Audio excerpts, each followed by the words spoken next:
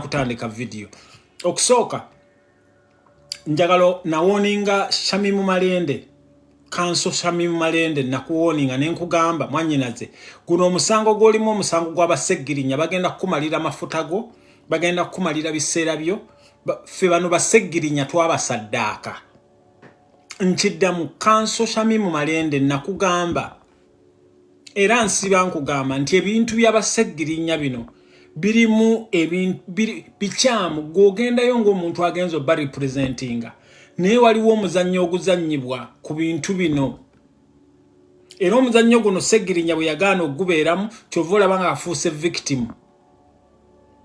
Shamim Malende mwanyinaze o previous case gye walimu emabegako bwe baakuletera oyo omukyalo omunyalwanda oyo wa UBC ng'ayogera ebigambo ebitakwatagana.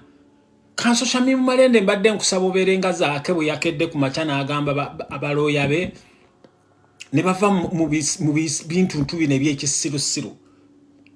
Kanso Shamim Malende nkwegayiridde bajja nakutega ekifuso kikkube nga bwe baakubye Sami. Okiwulira mwanyinaze ebintu tebi-addinga up ebintu bino bye laba omuntu gwe baleeta journalist wa UBC mbulw'okuba yawulira ekigambo genocide okitegera mbulw'okuba yawulira ekigambo genocide. Kanso Shamim Malende guno omusango gw'abasegirinya guveemu nkwegayiridde otherwise ojja kumbuulira ebina bajja kukutega kifuso kikkubire oba kikkubidde Lukaya oba kikkubidde Buwama oba kikkubidde Mbizinya bano abantu erimu yaabwe ne objectives zaabwe endala. Omusango gw'abasegirinya fe Ssegirinya twamusaddaaka. Ssegirinya nze bwe namulaba nga alina oyo waani Ssewanyana nemba saddaaka gwe mulabe Ssewanyana anyirira alinganga oba alya KFC.